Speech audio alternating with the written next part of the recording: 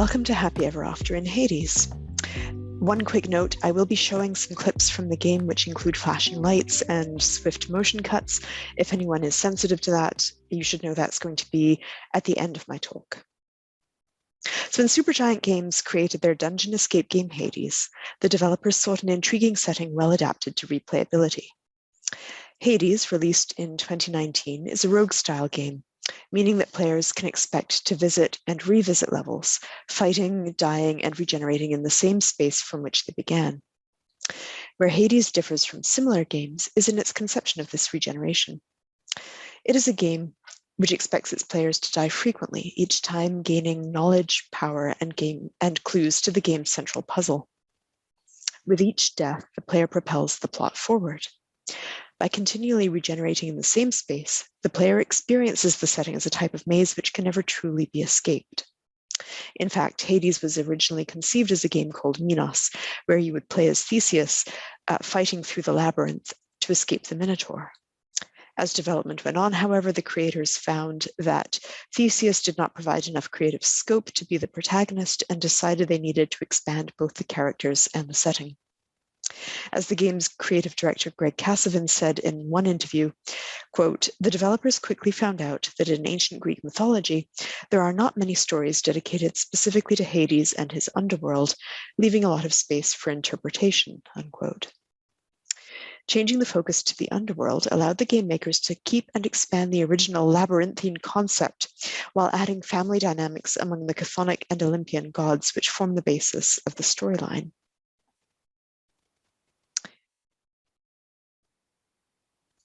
Hades uses underworld locations familiar from Greek mythology to advance the game's central narrative. As the player progresses through the levels, they first explore Tartarus, then Acheron, conceived as a world of islands floating precariously on a fiery river, and finally Elysium, where even in the land of heroic dead, there are still enemies to fight. Like any good liminal space, the labyrinth is a place of testing. After each victory, the player is given a choice of which path to take. Each chamber's reward is shown in advance, but geographical progression is hidden. Instead of a concrete space, the player moves through an ever-shifting and unstable environment. This underworld is an imprisoning space designed to be tested continually and yet prove ultimately inescapable. Our main character is Zagreus, a figure found in the Dionysiac traditions, but more obscure to most gamers than the Olympian gods or the more familiar heroes like Theseus.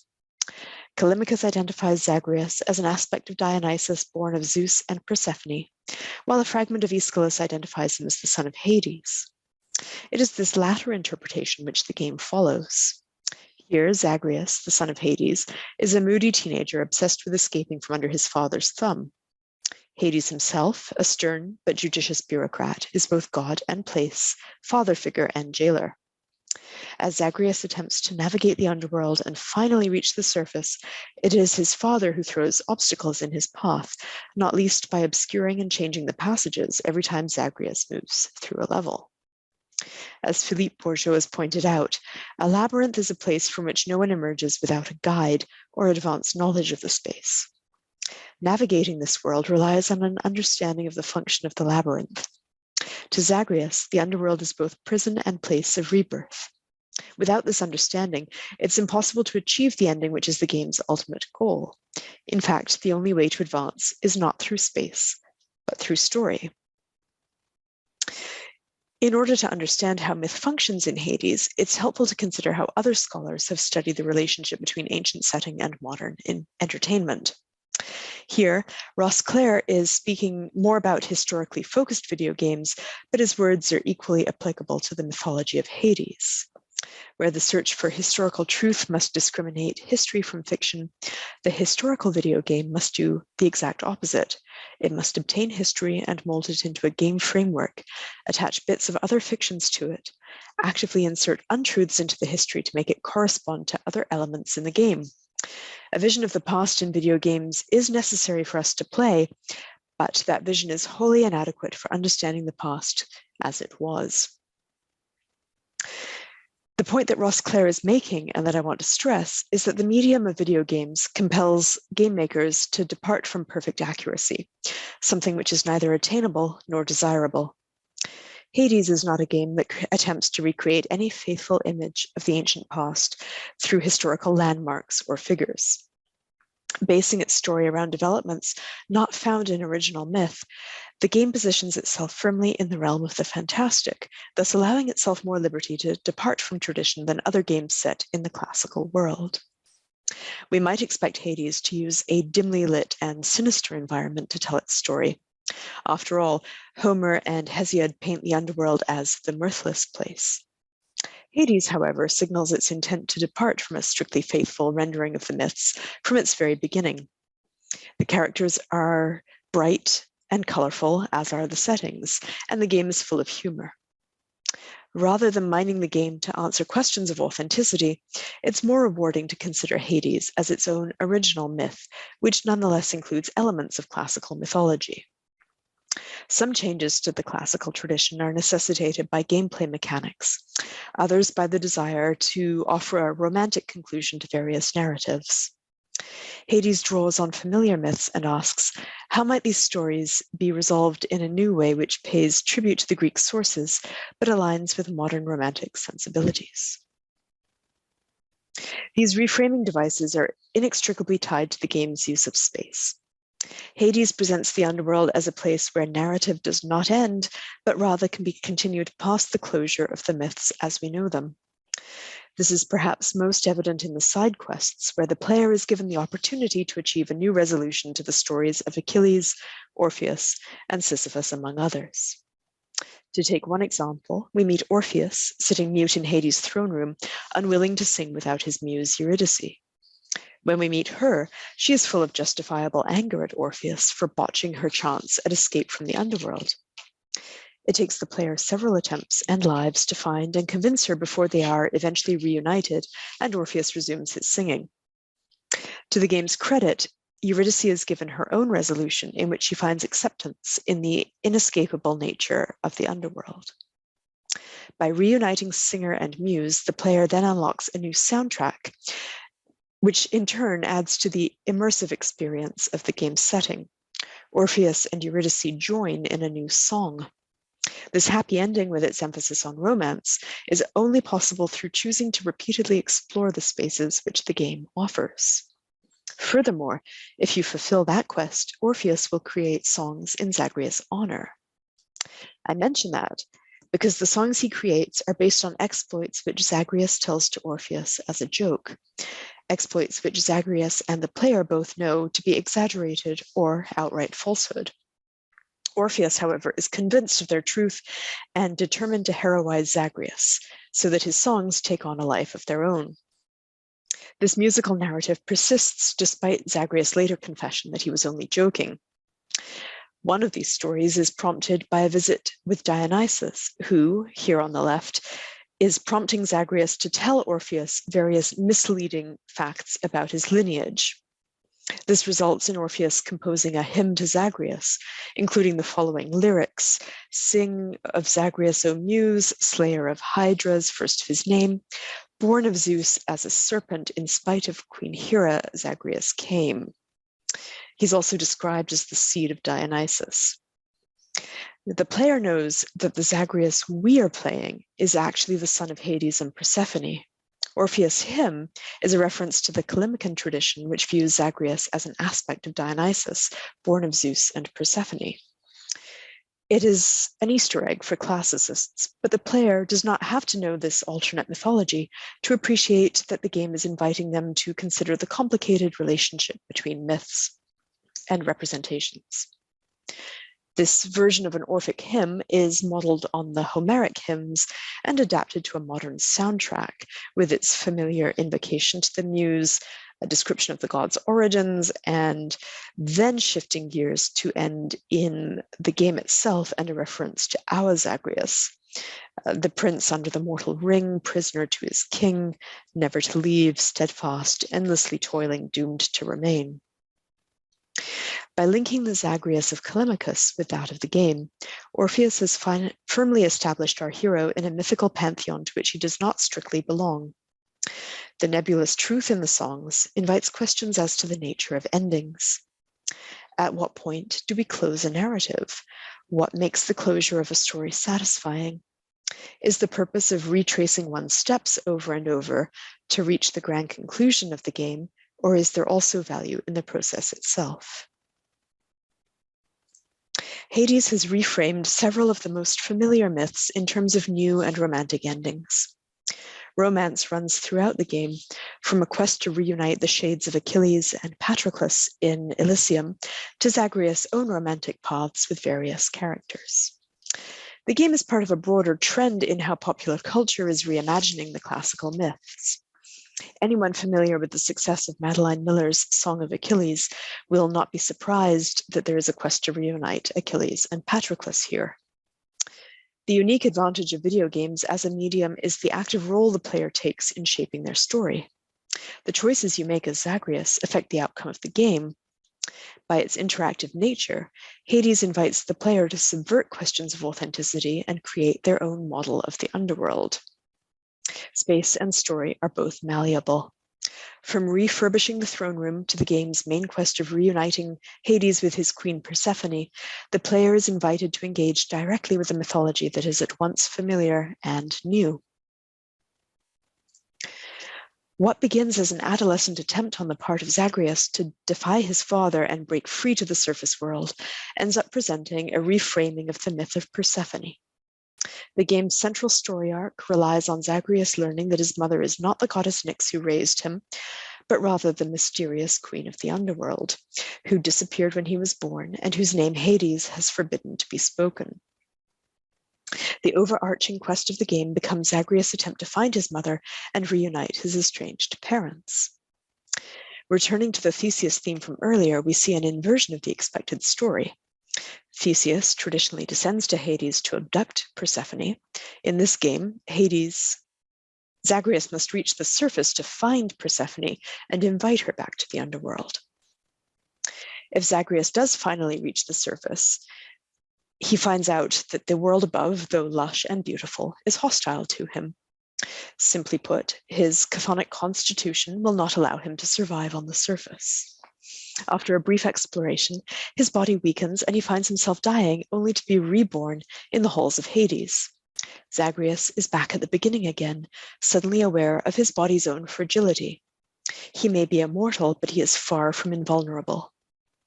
To advance his quest, he has to court death, a message which is driven home in its most literal sense. Zagreus is able to forge a romantic bond with the character Thanatos, among other partners.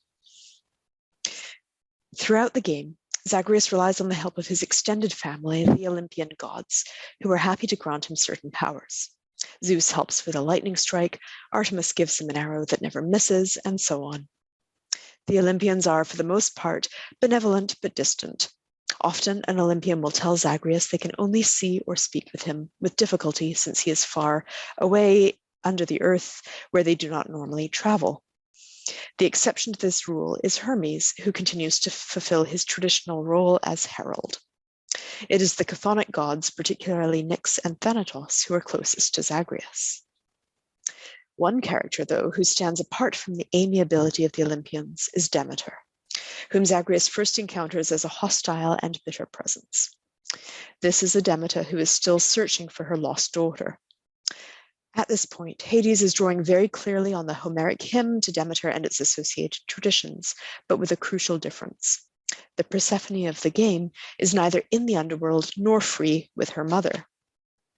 The game diverges from the story of Persephone's abduction found in Hesiod and gives it a very modern retelling. The woman whom Demeter calls Kore deliberately chose to marry Hades and prefers to be known by the name Persephone. This romantic retelling is a viewpoint increasingly popular in online conversations. We're told that Hades and Persephone lived happily enough until an event connected with the birth of their son Zagreus prompted an estrangement. This is the point where the game fully diverges from any classical canon. I will not spoil the game's ending, but it's enough to say that Persephone has full agency and much of the final resolution requires following her instructions. Over the course of the game, the role of Zagreus, and by extension the player, shifts. Though the game is full of characters from mythology, It is Zagreus' story around which the game revolves. Each time the player dies and is reborn, their weapons and equipment reset too, so that new combinations of armor, gifts, and so on are always possible. This makes for a new experience, but also stresses the circular nature of the game. Zagreus realizes that it's impossible to fully escape the underworld since he is bound to that space. With that knowledge, our perspective shifts. The goal becomes not to escape, but rather to shape and improve the underworld. This takes the form of altering the space through cosmetic improvements, but more substantially through resolving narrative plots and side quests, which allow characters to attain their happy endings. Zagreus has the option of pursuing romance with several different characters like the Fury Megara here, but if romance is not selected, a deep friendship bond is established instead. There is no penalty for not choosing the romance option, which is refreshing. As Zagreus moves through the underworld, he responds to it, but it also changes in response to his progress. Characters will remember him and give him fresh information and assistance. Their conditions may change once you have interacted enough with them. Patroclus, for instance, is usually found sitting alone in Elysium, but after you complete his quest, you will occasionally meet Achilles with him, as the two are now able to visit each other. Even after the main quest is resolved, the game provides ways to keep playing past its own ending. The underworld is a truly endless environment. The cyclical nature of the gameplay serves a dual purpose: to offer replayability and to imagine the underworld as a responsive, maze-like, and ever-shifting environment. Hades relies on a certain shared understanding of mythology among its players. The subversion of familiar myths is most successful when the audience is already somewhat familiar with the canon. Hades must therefore immerse the player in a familiar classical framework before it can depart from tradition to build its own narrative. Keeping a unifying visual style and consistent dialogue helps to add original content to this framework, but the core of the heavy lifting is done by the character of Zagreus himself and how he is integrated into the space and story of the game. Hades is best read as an original myth that nods at the canon, but uses its medium to deliver both a new space and a new story. I'm now going to show you a little of the game itself. I would encourage anyone who's interested to watch my colleague Kate Minetti and Alexander Vandewald, who are doing a live stream on Twitch later, I believe 2 p.m. Eastern on Friday. Here I am meeting Charon. And this is the last battle before escaping from Elysium. I'm going to face the Minotaur and the insufferable Theseus. And take fullest advantage of the havoc that you sowed. We are no team. King, I think you are overreacting here. Try to be reasonable and be more considerate about my point of view. Don't think I'm asking for too much. You're asking the impossible of me. But let us fight. And let us lose, I'm sure. Because if we are not a team, what are we then, Asterius?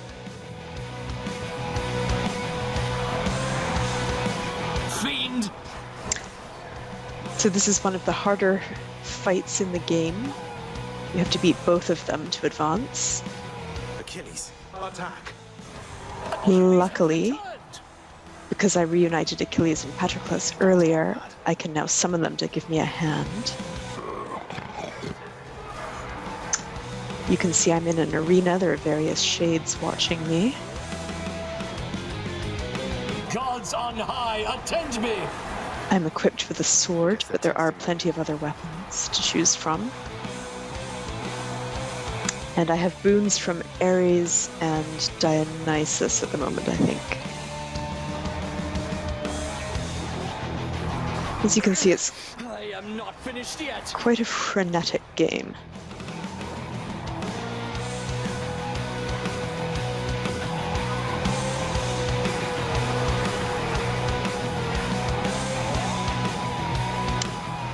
Health is getting low. That's the Minotaur down. Just have to get Theseus. He's blocking me.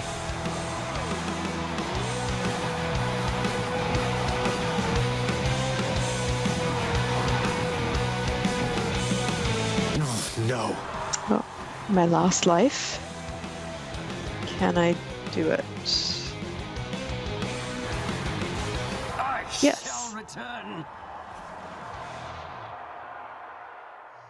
That'll do.